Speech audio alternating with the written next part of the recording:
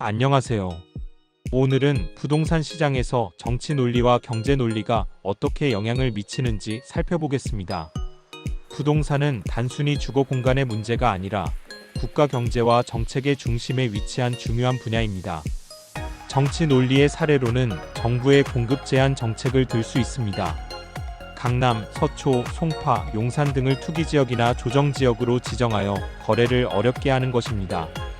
특정 지역에 대한 규제를 강화해 개발을 억제하거나 재개발 지역을 선별하는 과정에서 정치적 이해관계가 작용하기도 합니다.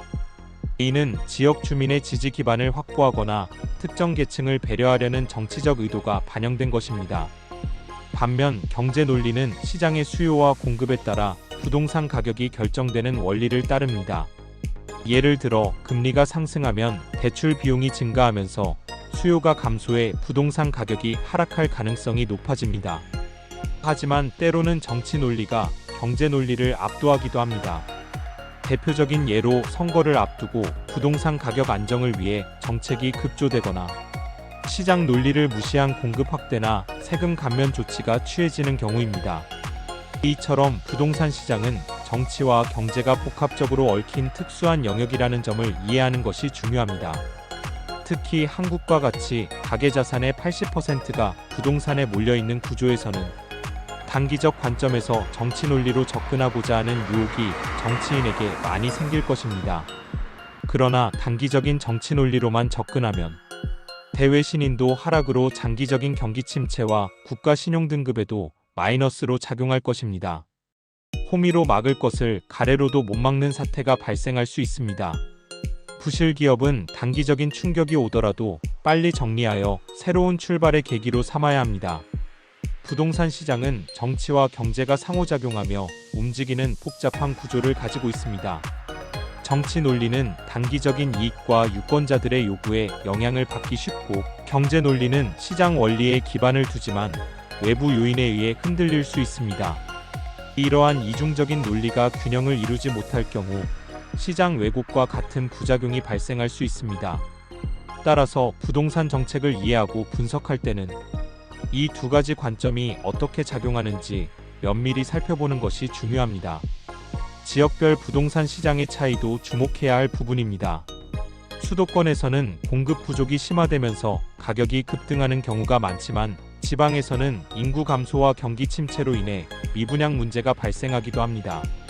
이러한 상황에서 정치 논리는 특정 지역의 균형 발전을 내세우며 인프라 투자나 개발 계획을 발표하기도 하고, 이는 다시 경제 논리와 맞물려 부동산 가치에 직접적인 영향을 미칩니다. 결과적으로 부동산 시장은 정치적 의도와 경제적 원리가 밀접하게 연결된 복잡한 구조라는 점을 인지하고 신중한 접근과 분석이 필요한 영역임을 기억해야 합니다. 이러한 점을 감안하면 부동산 시장이 정치와 경제 논리의 영향을 동시에 받는다는 사실은 피할 수 없습니다. 예를 들어 정부가 부동산 가격 안정을 목표로 대출 규제를 강화하면 경제 논리상 시장 과열은 완화될 수 있지만, 동시에 실수요자나 청년층의 주택 구입이 어려워지는 부작용이 발생할 수 있습니다. 이 과정에서 정치 논리는 청년층을 지원하기 위한 특별대출 정책 등으로 다시 개입하며 균형을 맞추려 합니다.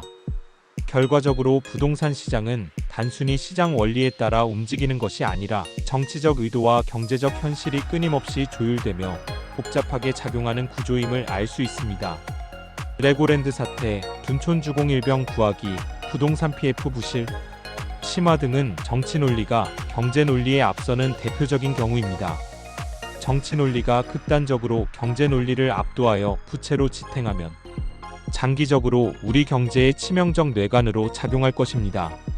관우신 부동산 투자 공부는 매주 수요일과 토요일에 업로드되며, 부동산의 기본적인 이론과 개념을 현실과의 접목을 통해 투자 방법과 시기 등을 함께 공부하고 있습니다. 여러분 모두 적절한 시기에 무릎 아래의 가격으로 알맞은 부동산을 장기 투자하여 부자 되기를 바랍니다. 감사합니다. 구독과 좋아요는 사랑입니다.